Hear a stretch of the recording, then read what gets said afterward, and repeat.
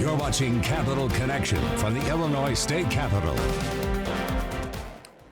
Welcome back. Last week, we told you about a new audit that found that the cost of the non-citizen health care plans that the state was putting forward ended up costing the state way more than they were expecting. But we wanted to dive a little bit deeper into that report, and joining us now to do just that is Illinois Auditor General Frank Mautino. Thank you so much for joining us. And Cole, thank you for allowing me to join with you on Capital Connection again. I always appreciate your interest in our work. It's always a pleasure to have you on. You always have the fun stuff. I got to be honest with you. So let's start here. This audit, this program is, you looked over 3 years with this particular program. How did this audit come to be? How did you get assigned this duty? Excellent question. The way that we get, the way we have audits assigned, our members of the General Assembly, since we're the constitutional office over the General Assembly, will pass a resolution or a bill in the House and Senate or through the Legislative Audit Commission. Now, this audit came about actually from the Legislative Audit Commission, which is a bipartisan, bicameral group that can recommend us and ask us to do audits. In this situation, in 23, the governor paused a program which was health benefits for immigrant seniors and its 2 expansions. He stopped enrollment, and the Legislative Audit Commission asked us to do 5 things. Look at the estimated costs, look at what the costs actually became, take a look at the program and its safeguards, look at special payments to safety net hospitals. And what the audit showed is what you discussed last week, that the estimated cost was far exceeded by the real cost, and that the growth of the program was exponential. And we took a look into what it was and why. For the health benefits for immigrant adults program, the one that basically from 42 to 64, the numbers were almost triple, or were over triple what the initial estimated costs were for this. I actually brought those along with me to. So the initial estimates for the enrollees in the program, because we looked at enrollees as well as costs. On the costs for years 21, 22, and 23 were $224 million, and that was the estimated cost. And it actually were 84% higher at $412 million. The initial cost estimates for the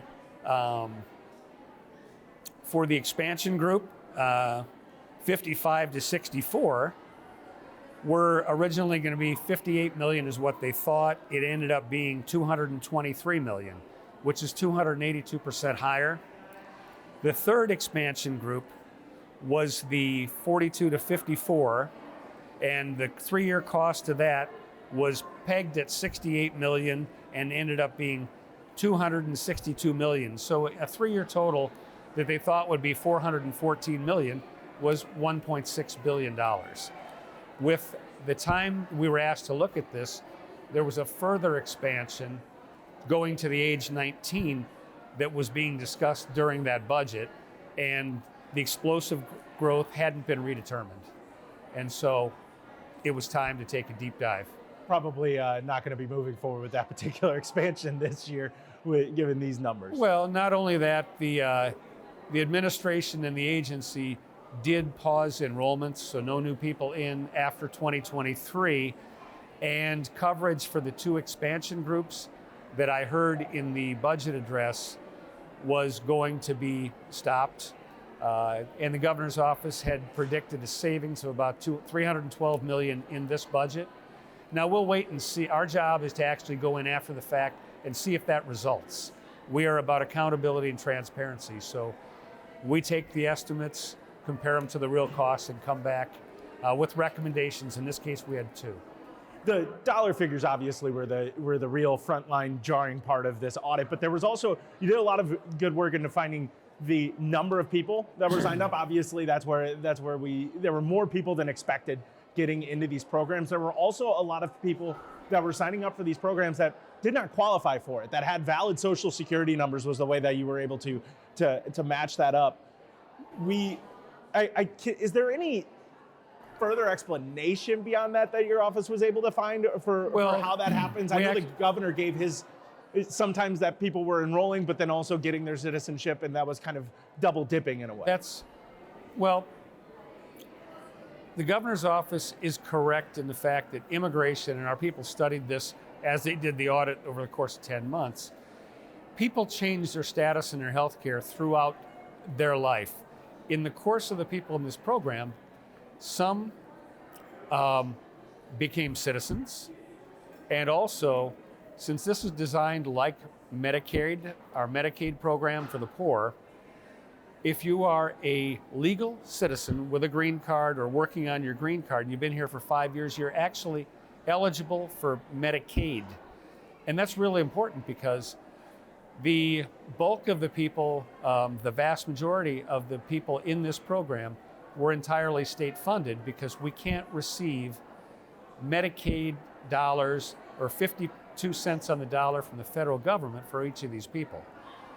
When they're improperly enrolled, where they could have been in the Medicaid program, we're losing money as a state, 52 cents on the dollar for each of them. And there are a number that we found, and one of our recommendations to the agency is when you're doing your eligibility in your program, you got to find a way to stop the people being involved in 2 or more programs and those who are eligible for reimbursement for the state to do that. We have recommended they seek that funds, and the administration is doing that. So there was money effectively left on the table over these past few years because they did not pursue that federal match aspect of it. Yes, and the second item that we were looking at on enrollment too, a problem that we found, is that there are criteria that should have caught this where, for example, health benefits for immigrant seniors, you have to be 65 and older, just like Medicare. Well, when we went through, we found about 6,000 that could have qualified or should have been in different programs, so there was a sampling taken. That isn't the total population, but there's a number of people, when they checked the sample, were improperly enrolled. I think of the 94 people they checked, there were about right around 20% that may have qualified for another position or another program. And we did find a number that were not old enough to be in there. So we recommended system changes that better defines who can be there. Obviously, this is a very hot button topic in the Capitol, and the dollar amounts themselves were, while the exact dollar amounts weren't known, the fact that the state was overspending in this regard. Yeah, the growth was phenomenal and became a subject of each of the subsequent budget years in the legislature. But our job is not to choose sides. We specifically stick to the numbers of, you said it would cost this much, it cost this much, and I'm going to give the legislature the best numbers that they can to make a decision, difficult as it may be. When you're making your recommendations, I guess, for this particular audit, given how the population that this program is hoping to help is difficult to track in some instances, the exact numbers aren't always as concrete as they for the actual potential number of enrollees in programs like this. Was it possible for your office to give maybe some of those concrete ideas that they would give in other audits in other state agencies, or was that part difficult as well? Well, it's with this population, since they change status at different times, and understand we're not talking about asylum-seeking immigrants. We're talking about those who are undocumented, some that are in process of documentation. They may be eligible for the insurance marketplace or in Medicaid in some situations. And so I think the agencies, most of our recommendations are followed by agencies. This year we made about 900 recommendations, 870 recommendations, of which 97% are accepted and working on implementation across all of our audits. In this one, we made 2, and we will go back in, and anytime we make a recommendation, we go up in a follow-up and we'll do that next year, to see if they've changed anything to help control the costs. And the other item that we looked at was also the levels of care and what type of care, inpatient, outpatient, pharmaceutical, and what's driving that heavy expense. That's the whole other piece of it that I wanted to get into. Was there any particular findings that you found surprising or that were maybe different from the care that was being offered in this program, or the reimbursements that were being made in this program compared to the other forms of health insurance at the state? In one area, because we have what are known as safety net hospitals, they treat a higher level of Medicare and Medicaid. So some did receive higher rates, which is usually Medicaid rate plus or close to a Medicare rate.